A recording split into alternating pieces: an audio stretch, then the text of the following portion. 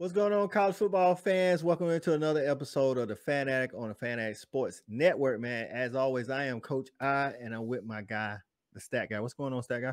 Hey, what's going on tonight, Coach? Hey, man, nothing much, man. In here for another season preview. This time, it's the Washington Huskies up on deck. Let's get into it. The Fanatic, where we keep it 100, keep it real. That's the only way we know how to be. Talking that sports talk, you know what I'm saying? Straight out of South Carolina, upstate, 864.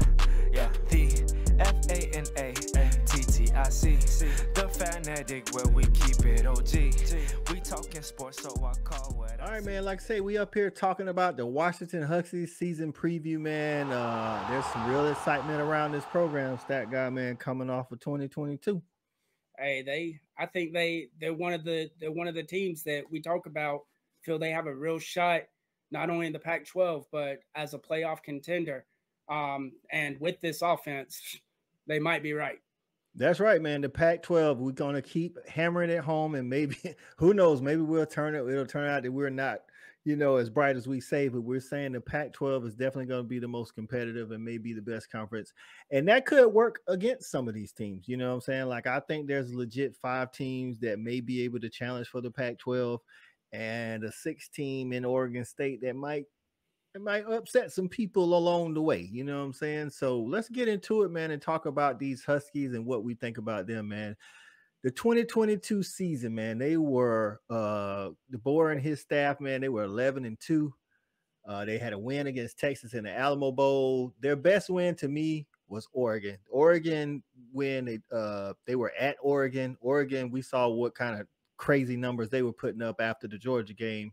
And Bo Nix was later in the season at some point. Somebody was talking about outside Heisman shot, and then they went into Oregon, which is not an easy place to play, and actually took that win from Oregon. Their worst, they only had 2 losses, that guy, but of the 2, they lost to UCLA and they lost to Arizona State. Arizona State only won 3 games last year, bro. Like, to get to that next level, to challenge for the Pac-12 and to possibly get a playoff spot, you can't lose to Arizona State. Not with 3 wins. You know what I'm saying? But if I remember correctly, I think Arizona State had just fired Gundy. Like they had just Herman Edwards. They had just fired the coach. You know what I'm saying? It's one of those perfect storm things. Like, the guys rallied up. But you're right, though. When you're trying to be talked about as elite or as a playoff team, you take a team like that and you put your foot on their throat. Exactly. That's just what it is. You got to come in there and do that, man. But coming off the 2022 season, man, now they're looking at the 2023 season. They return a lot of production offensively and defensively. And, let's talk about that roster management and how they're going to try to get to that next level, man. Like, when we talk roster management, we're talking transfer portal and we're talking recruiting. As far as the transfer portal is concerned, man, they lost 21 to the portal. They got 9 out of the portal. If I have to look at the guys that I'm thinking like could be key, is they got 2 running backs out of the portal. They got Daniel Ngata from Arizona State, one of the teams they lost to. He said, "Hey, man, we might have beat y'all, but let's go join the people that actually can contend." And then Dylan Johnson from Mississippi State. Both had limited carries, but both also averaged over 5 yards a carry. Give me the production. We'll worry about with these wide receivers out here. We ain't asking you to get 1,000 yards. We're just asking you to be effective when you get the ball. And I think both of these guys could do it. And then the last guy out of the portal, they got Jabbar Muhammad from Oklahoma State. In the past 2 years, he's had 12 pass breakups. This dude knows how to find the ball, and he knows how to deny the ball. So that's what I'm looking at out of the portal and recruiting. What you got? Yeah, no, I went with the 2 running backs as well. And it's, they still return their starting running back. These 2 running backs are battling for second and third carries. And so, but I mean, it helps. I mean, they both have limited carries for a history, but they average over 5 yards a touch. And it's like, that's all you need is just one more, give your main guy a breather. Know that you can hand it off to somebody that is going to be able to at least keep it moving and not put you behind the chains so your offense can stay on schedule. That's right. And the one recruit that I wanted to mention is Austin Mack, the quarterback. He reclassified to the 2023 class, so he comes in. He's a 4-star player, and I say that because I know they already have scholarship quarterbacks on the roster, but one of the issues is Michael Penix and his health. So we like if he goes down, I'm not saying that Austin's going to be the one to step in because they also still have Dylan Morris.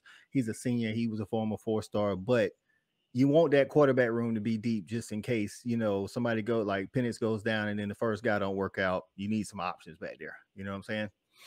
So let's roll over onto the offense.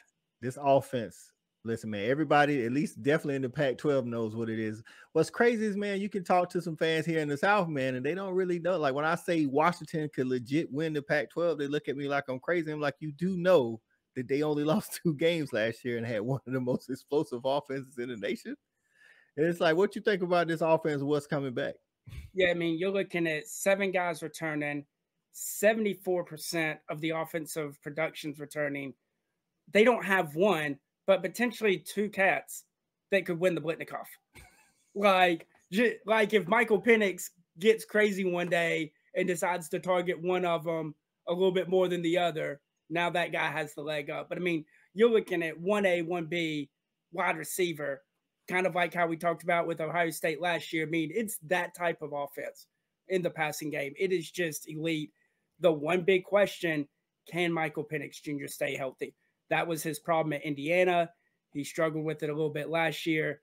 I think they did a better job of him not running as much last year, which kept him a little bit cleaner, but they have to figure out a way for him not to take hits. That's right, man. And you talk about those 2 receivers, Dunze and McMillan, but people forget that Jalen Polk actually had almost 700 yards in a a starting role at the 3rd spot. So, I mean, out the gates, man, they got, in my opinion, top 3 wide receiver core in the nation because of the depth. And like you say, both receivers had over 1,000 yards last year. And like, listen, outside of Marvin Harrison Jr., I don't know if you're going to find a better receiver than Dunze. And I actually think Dunze could challenge him for, the first spot in the draft next year. It just depends on how the season is going. But, back to Michael Penix Jr., you think he has an outside shot to make it to New York, right? Yeah, I mean, if he starts all 12 games, I think he's in New York. That's big time. And if he's in New York, that means that offense is humming. And if that offense is humming, all we got to do then is worry about what's going on the defensive side. And again, let's talk about that defense, man. They won 11 games.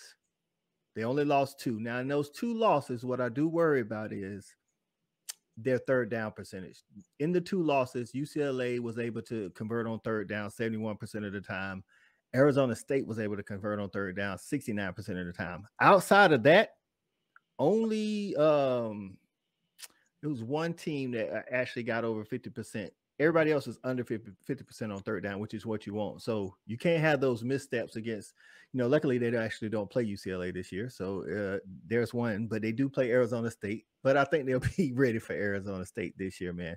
What you got on that defense, man? Who stands out for you? Yeah, so I mean, they're bringing back 7 starters, 73% of their production on defense.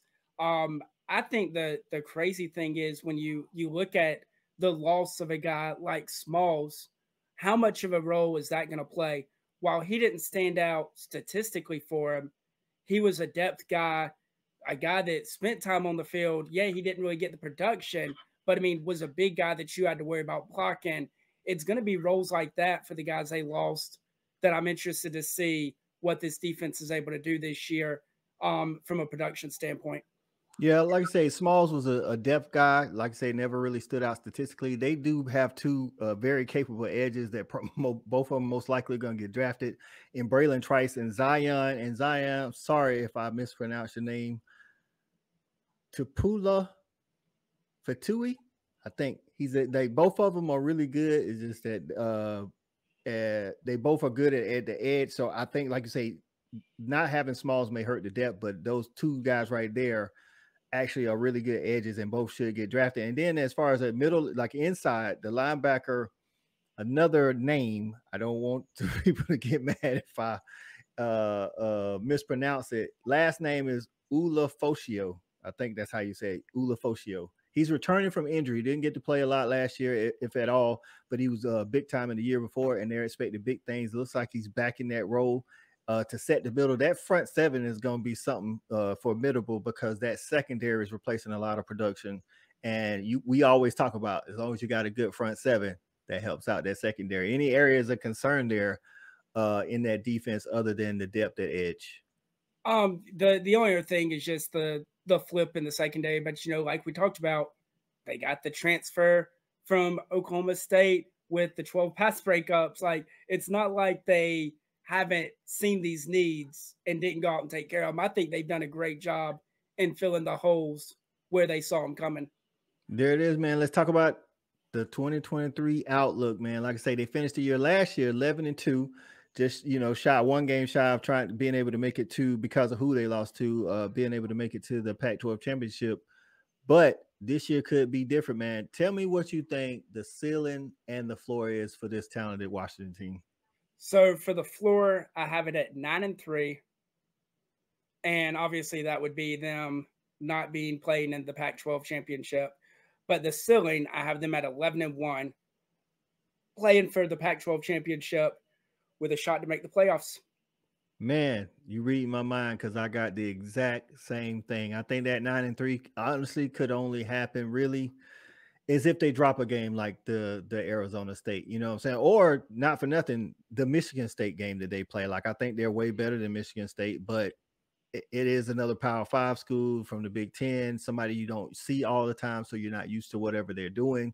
And honestly, they weren't too great last year, so it's not like you have a lot of good film to watch. So I think the floor is 9-3, but like I say, they would have to lose to an Arizona State or Michigan State. And also the ceiling, 11-1. I think, because of the way the Pac-12 is, I think that could actually hurt some of these teams that's trying to get into the playoffs, like Washington, like USC, like Oregon, like Utah, like UCLA, like the list just goes on and on and on. But they got to be able to handle those teams that's on their schedule, like those guys that I just mentioned, if they want to have a shot at the playoffs. So, hey, man, if this is your first time in watching the channel, man, we talk college football all the time. We will be covering the Washington Huskies, following along with their season, man. Good or bad or indifferent. Washington fans, if you check this out, let us know in the comments what your actual expectations are. Are you because when you go with 11-2, that changes mindsets, you know what I'm saying? So it's like, what are you expecting out of this season, man? And get with us, get in the comment. Don't forget to like, comment, subscribe, man. So hey, for the stat guy. Hey, let me throw a final thought in there, Coach. Go ahead. So last year, we can all agree that UCLA was probably game of the year for regular season. I will go with it. This year, circle it on your calendar, November the 4th, Washington at USC. I think we see the same type of game. I think we see the Heisman won that night. It's going to be a night game. The Heisman's going to be won that night. And I think the Pac-12 is also going to be won that night. Circling on your calendar. That's the stat guy calling his shot in July. Calling a shot in July. Be sure to follow the channel, man, to see if we're right or we're wrong, and give us your opinion. For the stat guy, this is Coach Todd, the Fan Addict, on the Fan Addict Sports Network. We out. Got it jumping like it's that valley. I call my dogs out the pound, let's go eat. Turn on the Fan Addict, let's have a debate. Who really hold down the Southeast from state to state? What team hungry gonna eat everything up off they plate?